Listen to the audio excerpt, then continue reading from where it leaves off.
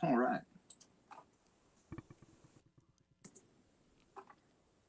Welcome back to another episode of The Tiger's Eye here on 88.7 KWDM The Point, the show where we bring on the coolest guests and make them the point. My name is Bryan Williams, and if there's two things in this world that I don't fear, it's your disapproval and this microphone. Today I'm accompanied by my co-host Noah Sever, and today we are thrilled to be welcoming the frontman of this week's featured local band, Greg Wheeler of Greg Wheeler and the Polly Mall Cops. How's it going, man?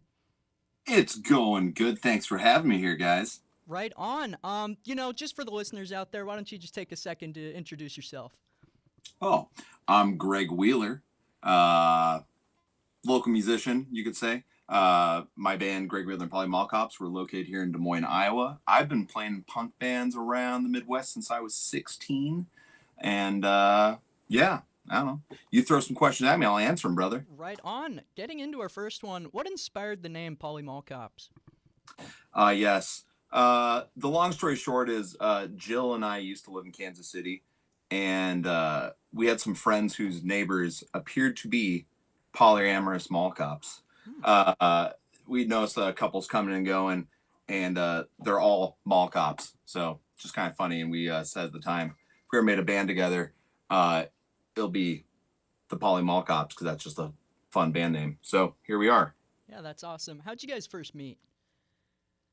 Well, Jill and I, we're married. We've been a couple for years. And our drummer, Hutch, he's the fourth drummer we've had in this band. It kind of took a while to find a drummer that really stuck. But I met him. He's a barber. He actually owns a barbershop in town, Loyal Sons on Ingersoll. And he was cutting my hair, and found out he drums, and had him come around practice, and he's been our drummer now since, I think, 2019. That's great. So how long have the Polly Mall Cops been a band then? This band started in 2016 when my old band, the Wheelers, was winding down. Right on. Going into our next question, looking at your website, it reads, are they really Polly? Depends on how many drinks they've had. Are they really mall cops? Depends on how many drinks they've had. Keeping it as appropriate as possible here for the school radio, how many drinks does it take to achieve the final form of the Polly Mall Cops? Oh, man. I don't know. It depends. There's some variables, you know? How hard do we want to rock? How much rock can the crowd handle? How wild are we all getting? I don't know. The only way to find out is to come to a show, I guess. Right on. Would you like to tell the viewers when your next shows are? Oh, yes. So we'll be playing in Iowa City, Gabe's Oasis, this Saturday. We'll be at the Octopus in Cedar Falls the following Saturday, May 24th. Then we'll be playing a new festival in Waterloo on June 14th. We'll be here in Des Moines, June 17th, at Lefty's with a really great band called The Darts, and fellow Des Moines bands Tune Smokes and Bat Problem. Let's see, Minneapolis, July 18th at Cloudland with a cool band called Scarif Chaka. I think that's all I actually have booked out right now. We've been kind of avoiding booking stuff for the back end of the summer because we're wrapping up our second album, and we kind of wanted to wait till we had a better idea of when that'd be in hand before we're booking a bunch of shows around the Midwest and driving around and touring, potentially without a new record in hand. Yeah, no, I get that, and I'll be sure to pull up to one of the shows. Absolutely, man. Come out and say hi. Hey Greg, it's Noah. How you doing today? Hey, Noah, I'm doing pretty good, man. How you doing, Noah? I'm doing great. Thanks for joining us today. My first question for you is who are your current biggest musical inspirations and why? You mean just like as far as active musicians, like modern bands, or just like music in general? Yeah, I mean it can be active artists or past ones that you took inspiration from. hmm so I mean, I like all sorts of music. As far as stuff that's actually my wheelhouse, though, that I can actually make myself, because I don't think I'm really that great a musician, so I have to keep things in the punk rock realm. Um, so as far as like that world, I mean, I really like a lot of 80s punk rock stuff. As far as like music, I think our band is probably directly influenced by the Wipers. They're fantastic. The Rats. Those are both kind of like 80s punk bands I think we take a lot of influence from. Um, I've had some people tell us at shows that they think we sound like the Buzzcocks, which are, like kind of 70s UK punk stuff, which I don't think really sound like them, but I'll take it because, I mean, they're a fantastic seminal punk band. As far as modern stuff, OCs, I mean, John Dwyer's a genius. That stuff rules. Also like a lot of the Memphis punk rock stuff, the Oblivions, Jay Riadard. Uh, that stuff's fantastic. Yeah, for sure. I think Buzzcocks is a really interesting comparison. I would have never thought of that. Yeah. Next question here. I'm aware that you have a pretty rich history with the Iowa music scene. Based on what I could find, it dates back to around 1999 with the Slats. Would I be correct? So I was, yeah, I mean, I would have been playing music in high school then. I wasn't in the Slats at that time. So the Okay. Slats are awesome. So I used to see them playing around back when I was a teen. And I was playing guitar with the Slats in kind of their final form. I wasn't like a founding member of that band or anything, but the Slats are great and everyone should check them out. I mean, I grew up in Cedar Rapids, Iowa, and I had a few different bands I played in as a teen. One was called the Paul Rubens Paradox, the Sorry Charlies, some different bands. And then the band I played in before Mall Cops that most people would probably know if you go further back in Iowa stuff was the Wheelers. We put out like 2 or 3 7-inches, couple CDs, vinyl LP. I did that band from like 2000, I want to say 2004 until like 2014. It kind of started winding down. And then started Mall Cops in 2016. So, Right on. What has this journey meant to you as you've gone through all these bands and taken this form into the Poly Mall Cops? uh, I just love music, man. I mean, it's therapeutic for me. I mean, I think a lot of artists would tell you that, art is therapy. Or at least I think some art that matters is usually therapy for the artist. I think most art, most music is about pain. I'm not saying that in like a doom and gloom kind of way. It's just true. People don't usually sit down and write songs about how happy they're, how great life's going. You know what I mean? Um, and so for me, it's like, if I'm dealing with something or thinking about something, need to get something off my chest. That's like when I'm writing music. And then of course, performing music live is always kind of therapeutic. It's like a release. It's like if you're a teapot, sometimes you got to whistle, you know? I just love doing it. I mean, like, I don't have any delusions of grandeur. I'm not like playing music, think I'm going to be some superstar on SNL or something like that. I just like playing music and meeting like-minded people. And, playing around the Midwest, you go out of town, you meet similar bands with similar attitudes or beliefs, and play with them, meet friends. It makes the world feel a little less small, a little less hopeless when you meet people that you can align with. Yeah, for the love of the game, you love to see it. What kind of music scenes have you guys kind of been a part of and been around as a band, and how's that kind of shaped your band? So the Des Moines music scene I think is really interesting because so again, like I grew up in Cedar Rapids, but I live in Kansas City. Jill and I lived in Kansas City for almost a decade. It's interesting to get out of Iowa and see how stuff operates outside of Iowa music scene. Because like Iowa's interesting because it's not like as a state we get tons of touring bands.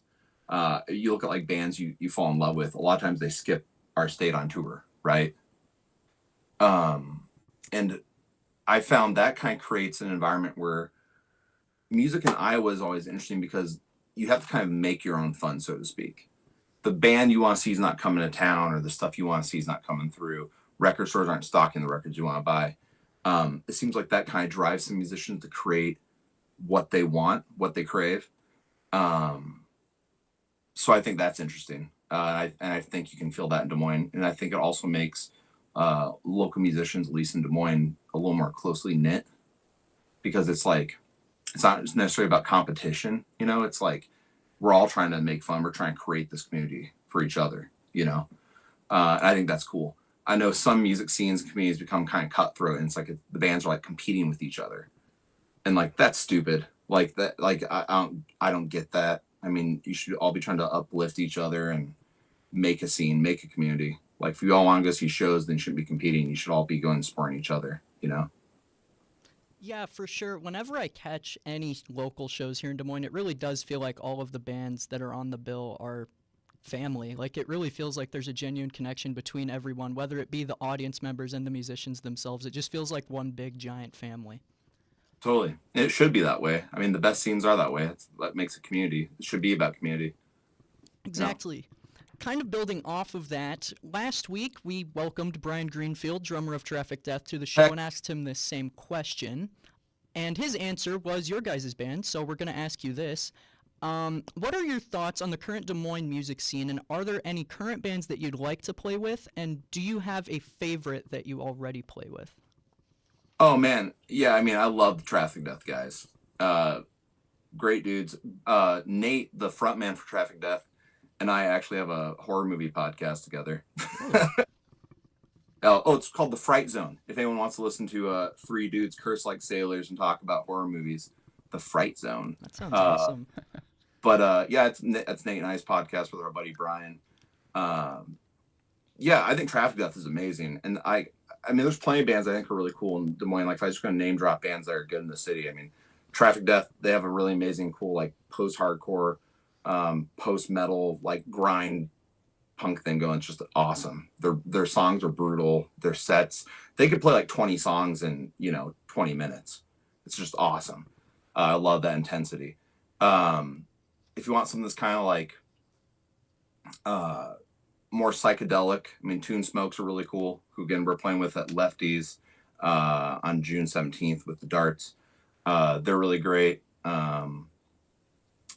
Mona and the Sometimes, Ramona Mies Lambert, incredible musician, very creative, very inspiring performances. And that's kind of more like an indie pop world kind of, but it's really quirky.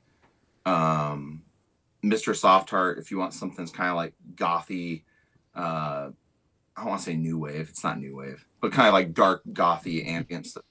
Mr. Soft Heart's cool. It's kind of like Nick Cave with like a drum machine and synths. I mean, there's a lot of good stuff happening right now in Iowa in general. In Iowa City, there's the awesome punk band, God's Hand. They're very cool.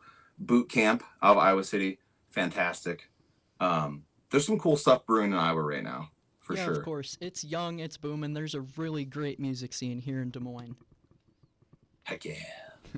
Is there kind of a particular moment for you guys live on stage or in the studio that maybe felt like a turning point for the band? Mm-hmm. As far as the studio, we just record here at home in the basement. We practice, so that's always very familiar. As far as like a memorable show, I mean, we opened for Viagra Boys here in Des Moines a couple of years ago, and that was awesome. I don't know if you guys like Viagra Boys or not, but I think they're one of the best active bands on the planet currently. From Sweden, awesome. They just dropped a new album last month. It's really, really good. But they came to Woolies and we played with them, and after the show hung out with them at Up Down and played pinball and partied and stuff, and they're just awesome musicians, incredible band. And that felt good playing with them. I mean, you play a lot of shows, and when you play with a band that you respect, that's at just a different level than your band, and they genuinely like what you're doing. You know, like, I mean, I talked to Oscar, their saxophone player, online quite a bit since then and stuff, and um, they're just cool. It's cool that I have that tip of the hat, if you will, from a band you admire and respect. You know. Yeah, for sure. Speaking of people that we admire and respect, if you could collaborate with any artist, living or dead, who would it be and why? Any artist, living or dead? Jeez Louise, man. Um, I don't know. I wasn't prepared to think about that. Yet, you know, living or dead. I'm gonna go with Buddy Holly, dude. He That's died valid. here Okay. in Iowa. Up Died in here, Clear Lake. cut down, before his prime. Who knows what he would have done? And I think some of those early Buddy Holly records, you put some of those early ones on, man, they're pretty ripping, dude. I mean, not that they're like punk songs or anything, but for the time they were recorded, man, pretty raw, pretty exciting stuff. So I would like that guy to do, if you just pulled him out of the time machine, dropped him here right now, just jam with him in a room, got aggressive. I wonder what it'd be like. Yeah, for sure. A lot of stones left unturned with Buddy Holly. That'd be a great one. Next question here. Let me preface this by saying I am a massive Bad Brains fan, so I feel obligated to ask about it. What was it like opening for HR? What did that mean to you guys to open for one of the most influential figures in the history of hardcore and punk? Yes, that's a great question. So when we got that call to play that show, it was very exciting because, like you just said, Bad Brains, hugely influential, seminal band, important band. Their first album is perfect. Like, no question, that's in the top 25, probably top 10 punk records ever made. So when we got the ask to play that show, it's like, well, of course we're going to play that show. Absolutely 100%. So that was very exciting. It was an honor. I will say, as far as if you want to get into politics around stuff, great to play at show, but also kind of conflicting feelings as far as I don't know if you know much about like HR in the past, or Bad Brains have in the past. I mean, time Yes. change. That was And- going to be my next question, actually. Yeah. So yeah, he in the past he's made some like transphobic or homophobic kind of statements, and that's the conflicting part of it, because I'll be honest, I didn't know any of that stuff about him when we first accepted the show. I just accepted, just like, fan, love that record. I mean, I listened to the first Bad Brains album on cassette repeatedly as a teenager. I'd put that on a boombox, and my buddies would go like skateboard around Cedar Rapids and just have that blaring, and I always thought it was very inspiring, very exciting. I've always looked at punk as being an all-inclusive thing, like everyone's welcome in punk. That's part of what makes it punk to me, is it's like it's acceptance, it's freedom. And after we took the show, a friend of mine kind of made an offhand comment like, oh, it's really cool to be playing with him, but man, he's kind of weird, and it's kind of weird values and this and that. I was like, what? So read up on some of that stuff I didn't know about from back in the day. So that made it kind of a conflicting thing, because it's like, on one hand, you're admiring someone for this work that's so inspiring to you, and I mean, it looked like Big Takeover, like the lyrics and stuff in that. Like, you wouldn't guess the guy who wrote Big Takeover is like a homophobe. Exactly.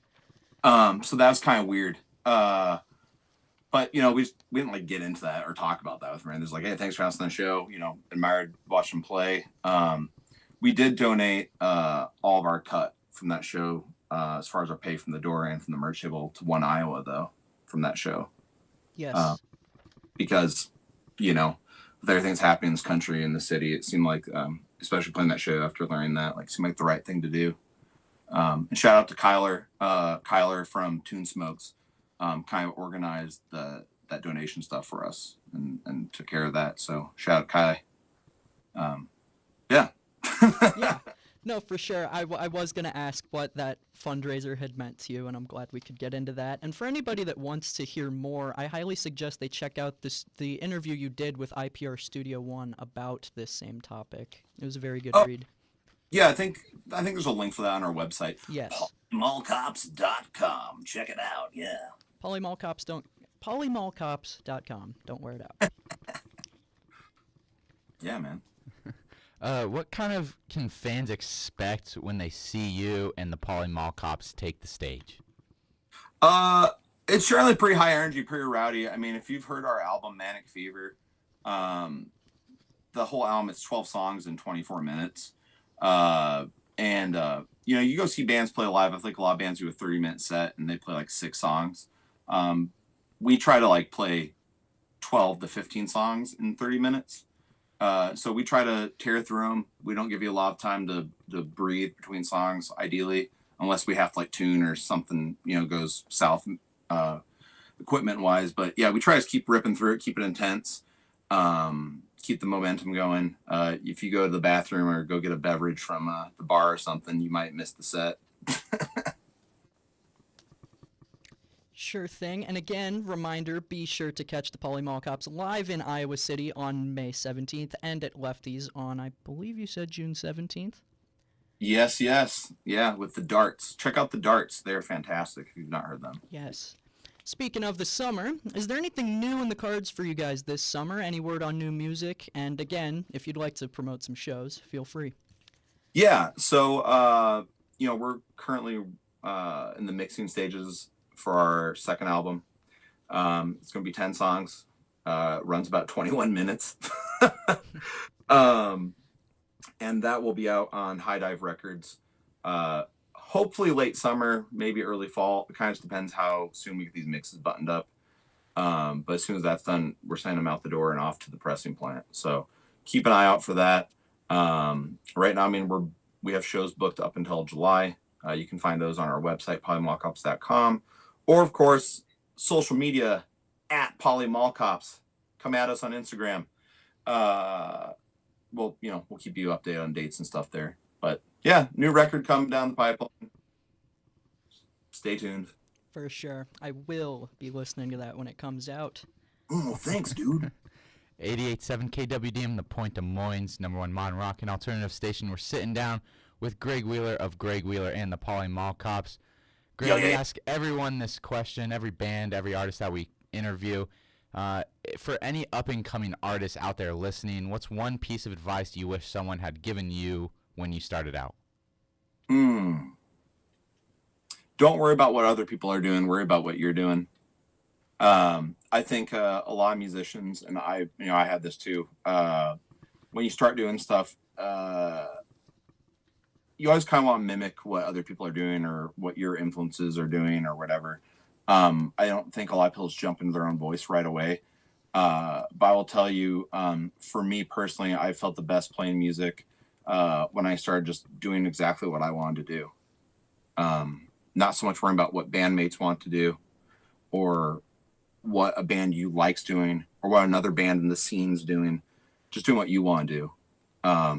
Be true to yourself.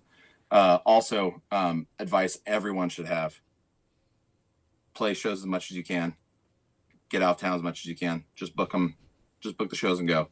No one's going to do it for you. And it's honestly, booking shows and stuff is easier now for up and coming band than it ever was back in the day. I mean, when I started playing shows, there's no social media. You couldn't just like jump on socials and go, oh, what's this band like in another city? What venue should I go to? You had to do all that legwork yourself. You had to, email a venue and hope they email you back, or like literally burn a CD and mail a CD to a venue and hope they like what they hear and they want to book you. Booking out there doing it's easier now than it's ever been, because you can just send someone a link to listen to your album on streaming. You can send them a link to a video of you playing on YouTube. You can hit up bands on social media. Like, just get after it. Don't wait. No one's going to do it for you. Book your own life.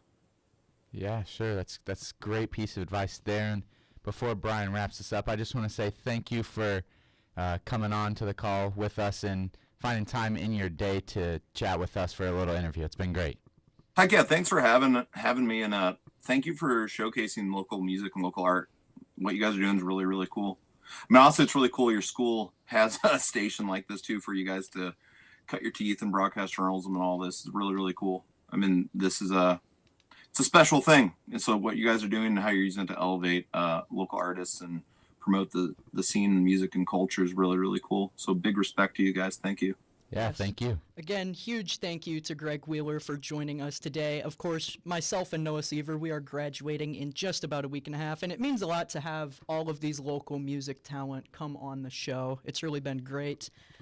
Again, be sure to tune in next week for more local music interviews and listen to Greg Wheeler and the Polly Mall Cops on Spotify. Their album Manic Fever is streaming. Be sure to follow at Polly Mall Cops on Instagram for any and all show updates. Be sure to catch them in Iowa City on May 17th and at Lefty's Live Music on June 17th. Should be great times. Again, Greg Wheeler, thank you for coming on, man. Thank you guys. Appreciate you. Coming up next, it's Greg Wheeler and the Polly Mall Cops with Avoid the Creeps and more music you're not hearing anywhere else but 88.7 KWDM The Point. Ow!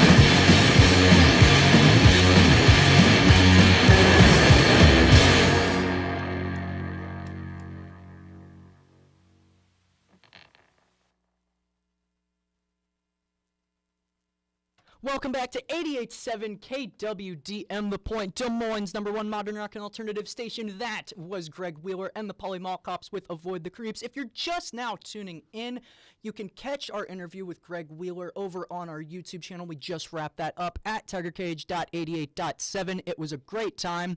Next week, we will be welcoming lead vocalist of Exiled Iowa, Jonathan Gray, to the show. Our next local featured artist is Exiled Iowa. We're going to be playing their music all this week. It's going to be a great time. Be sure to stay tuned as we wrap up our semester for 88.7 KWDM The Point. Thank you for supporting local journalism. Thank you for supporting local radio. And thank you for supporting our local Des Moines music scene. Speaking of local Des Moines music, here's one of the biggest names to come out of Des Moines music. It's Corey Taylor with Beyond. And more music you're not hearing anywhere else but 88.7 KWDM The Point.